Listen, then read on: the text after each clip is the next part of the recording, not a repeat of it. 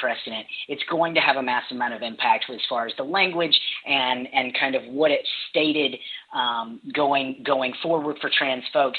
But on the road to get there, trans people were thrown to the back of the bus or sometimes under the bus quite a number of times on things that are high priority issues in our community, whether that be, LGBTQ homelessness, particularly youth homelessness, fully inclusive ENDA, housing, the violence and murder. I'm not sure if the two of you saw this, but as of 15 to 16, 17 hours ago, we have another confirmed murder of a trans woman of color named India Clark. She was 25 years old in the state of Florida.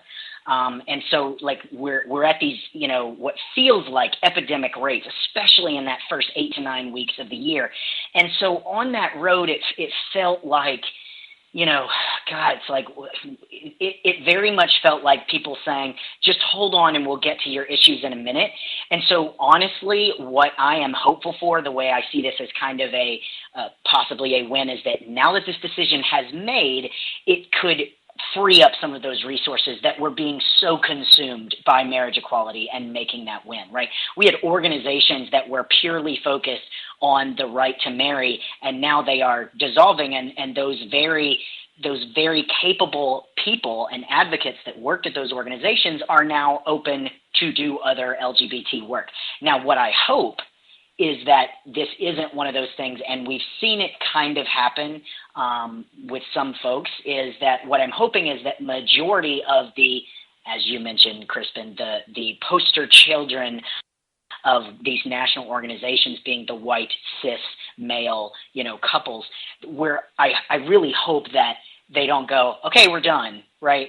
That we put that same effort and force into the other issues that are affecting the larger queer community, but specifically the trans community, and how we are still, the fact that in 36, 37 states, you can still very easily be fired for being trans or be denied housing. The fact that 40% of homeless youth, I believe, and again, this goes back to those stats about, are they really even accurate? If we're assuming that the stats say 40% of homeless youth are LGBTQ, what must it really be, right? So, I feel like while marriage equality, that push as a whole, might not necessarily be viewed as a win in the trans community because it consumes so many resources, its finality or perhaps its resolution, and the fact that it has now passed and that fight is kind of, quote unquote, kind of over, frees up a lot of those resources to then focus on more of the other pressing issues in the trans community. I'm not sure how either of you feel about that, but that's just kind of one of the things that I was kind of excited about. It's like, yay, this is awesome. Now can we get to work on the things that are affecting other people? I think that's kind of the concern from the trans community, that now that marriage equality has, been won, that they're afraid that, we're all kind of worried that we're kind of going to be pushed to the back of the bus, and, our rights are not going to be pushed as hard for as marriage equality was. But from me personally, I've witnessed like LGBT groups, like Peace Flag, for instance, my chapter here in South Carolina where I live.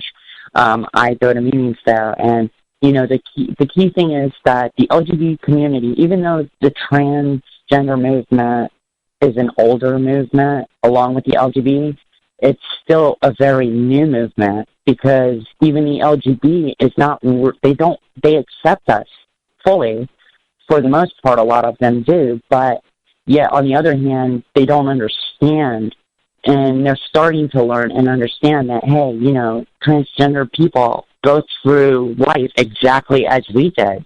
Wow, it's like, boom, and the more people that are willing to talk to the LGBT from the T, then, it becomes a situation, well, now the T is educating the LGBT, and the LGBT is going, wow, that makes sense.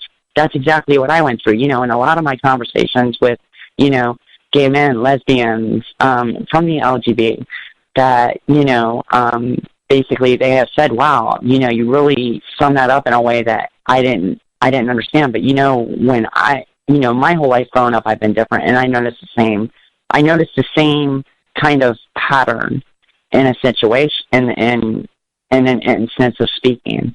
You know what I mean? Yeah. I mean, I will have to say that my experience has been vastly different than that. I would have to say that for the queer people that I knew, when I came out as trans, half of them were supportive and half of them were absolutely not. And I got to say, as someone who is white, I can't imagine how much worse it would be if I was a person of color. And so there's part of, I feel like when you get the chance to one-on-one talk with somebody, you can change minds, but I am still seeing not nearly enough acceptance by a group that you would think would feel like, oh, we've been oppressed, why would we want to do that to somebody else? And yet they are still doing it very much so.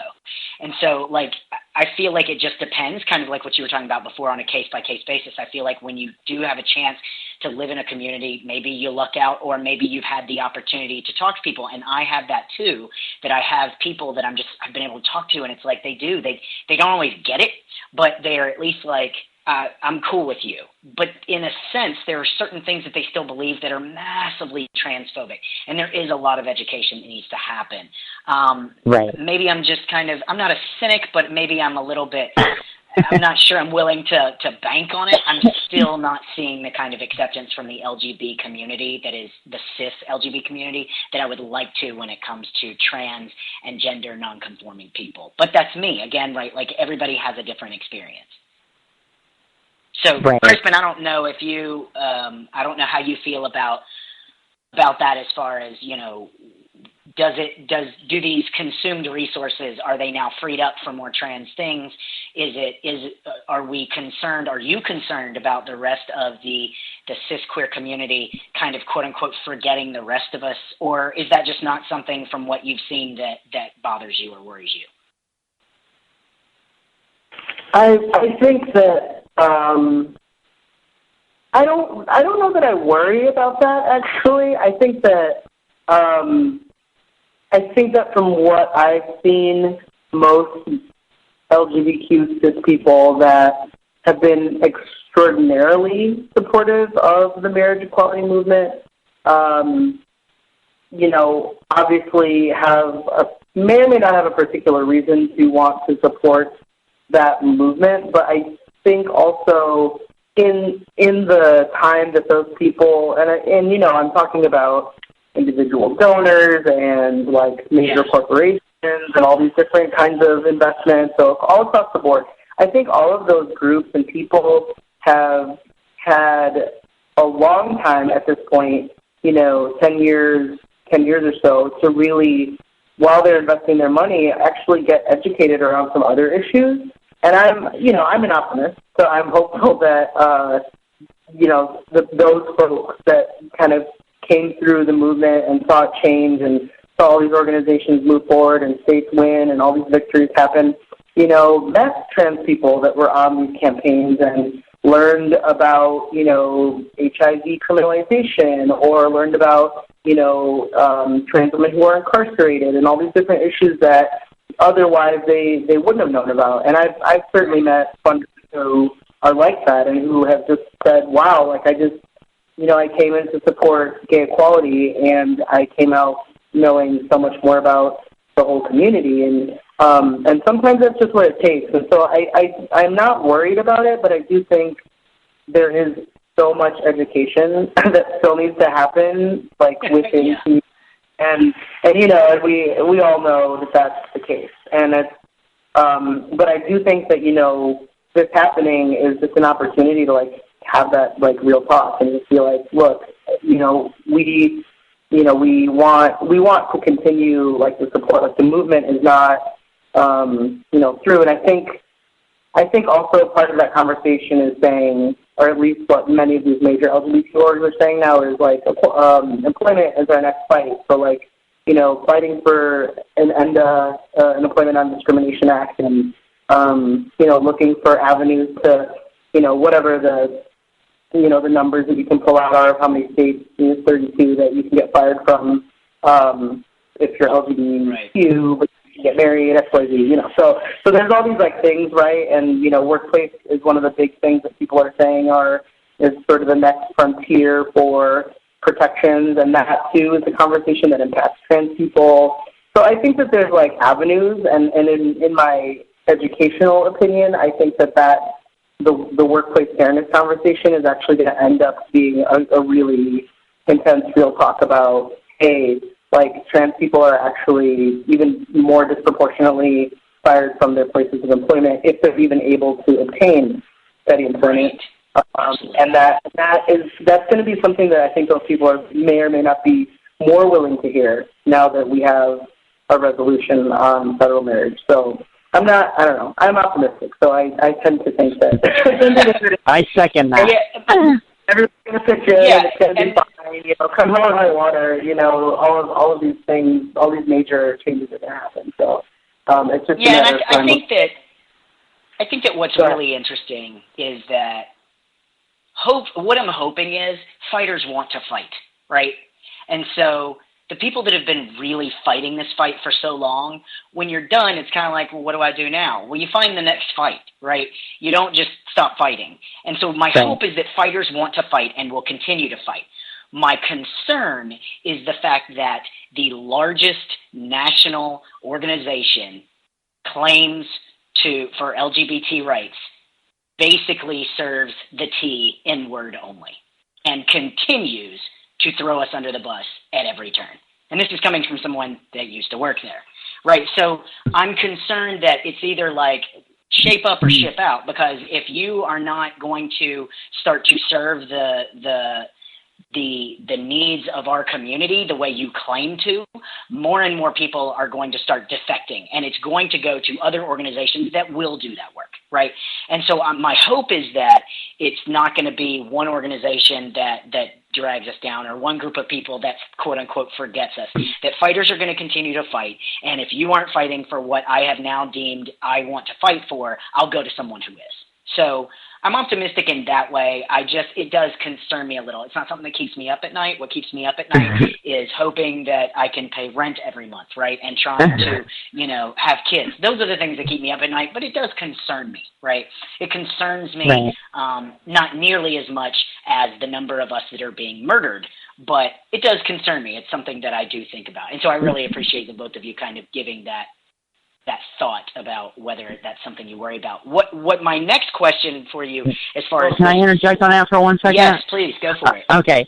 Well, just like with any fight, everybody has a different movement, a different fight. The LGBT has a different fight from the T. And like I said, where they don't understand a lot of what, we are dealing with, do we really want them to be on the forefront fighting for us in that fashion? No, because some things we have to fight for ourselves for. It's one of those things. Yes, the T can very well, justify fighting for the marriage equality thing, because it does affect the T as well as the LGBT.